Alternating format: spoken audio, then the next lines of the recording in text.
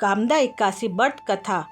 धर्मराज युधिष्ठिर कहने लगे कि हे भगवान, मैं आपको कोटि कोटि नमस्कार करता हूँ। अब आप कृपा करके चैत्र शुक्ल 81 का महत्व कहिए। श्री किशन जी कहने लगे कि हे धर्मराज, यह प्रश्न एक समय राजा दिलीप ने गुरु वशिष्ठ जी से किया था और जो समाधान उन्होंने किया वो सब मैं तुमसे कहता हूँ। प्राचीन काल में भोगीपुर नामक एक नगर था। वहाँ पर अनेक ऐश्वर्यों से युक्त पुंडरीक नाम का एक राजा राज्य करता था। भोगीपुर नगर में अनेक अप्सराएं, किन्नर तथा गंधर्व वास करते थे। उसमें से एक जगह ललिता और ललित नाम के दो स्त्री पुरुष अत्यंत वैभवशाली घर में निवास करते थे। उन दोनों में अत्यंत स्नेह था, यहाँ तक कि अलग अलग हो जाने पर दोनों व्याकुल हो जाते थे। एक समय पुंडरीक की सभा में अन्य गंधर्वों सहित ललित भी गान कर रहा था। गाते गाते उसको अपनी प्रिय ललिता का ध्यान आ गया और उसका स्वर भंग होने के कारण गान का स्वरूप बिगड़ गया। ललित के मन के भाव जानकर करकोटक नामक नाग ने पद भंग होने का कारण राजा से कह दिया। तब पुंडरीक ने क्रोधपूर्ण कहा कि तू मेरे सामने गाता हुआ अपनी स्त्री का स्मरण कर रहा है, अतः तू कच्चा मांस और मनुष्यों को खाने वाला राक्षस बनकर अपने किए कर्म का फल भोग।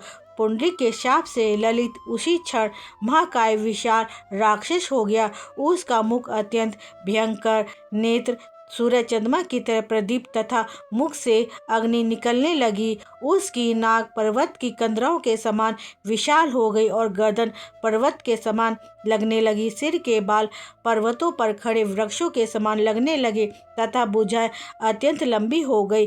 कुल मिलाकर उसका शरीर 8 योजन के विस्तार में हो गया। इस प्रकार राक्षस होकर वह अनेक प्रकार के दुख भोगने लगा। जब उसकी प्रियतमा ललिता को यह वृतांत मालूम हुआ तो उसे अत्यंत खेद हुआ और वह अपने पति के उद्धार का यत्न सोचने लगी। वह राक्षस अनेक प्रकार के घोर दुख सहता हुआ घने वनों में रहने लगा। उसकी स्त्री उसके पीछे पीछे जाती और विलाप करती रहती। एक बार ललिता अपने पति के पीछे पीछे घूमती घूमती विंध्याचल पर्वत पर पहुंच गई, जहां पर शंगी ऋषि का आश्रम था। ललिता शीघ्र ही शंगी ऋषि के आश्रम में पहुंच गई और वहां जाकर विनती भाव से प्रार्थना करने लगी। उसे देखकर ऋषि शृंगी बोले कि हे सुभागे, तुम कौन हो और यहाँ किस लिए आई हो? ललिता बोली, हे मुनि, मेरा नाम ललिता है। मेरा पति राजा पुंडरीक के शाप से विशालकाय राक्षस हो गया है। इसका मुझको महान दुख है। उनके उद्धार का कोई उपाय बतलाइए। शंगी ऋषि बोले, हे गंधर्व कन्या, अब चैत्र शुक्ल 81 आने वाली है। इसका नाम कामदा 81 है। इसका व्रत करने से मनुष्य के सब कार्य सिद्ध होते हैं। यदि तू कामदा 81 का व्रत कर उसके पुण्य का फल अपने पति को दे तो वह शीघ्र ही राक्षस योनि से मुक्त हो जाएगा और राजा का शाप भी अवश्य में शांत हो जाएगा।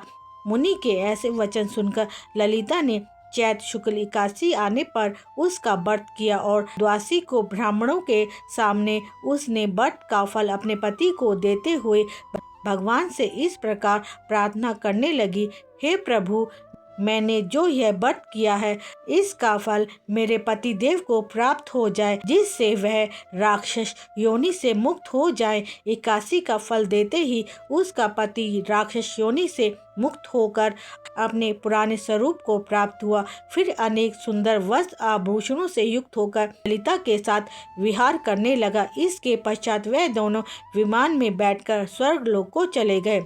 वशिष्ठ मुनि कहने लगे कि हे राजन, इस व्रत को विधि पूर्वक करने से समस्त पाप नाश हो जाते हैं तथा राक्षस आदि योनि भी छूट जाती है। संसार में इसके बराबर कोई और दूसरा व्रत नहीं है। इसकी कथा पढ़ने या सुनने से वाजपेयी यज्ञ का फल प्राप्त होता है। हे विष्णु भगवान, कहानी कहते सुनते हुंकार भरते समस्त परिवार को सुखी रखना। बोलो विष्णु भगवान की जय।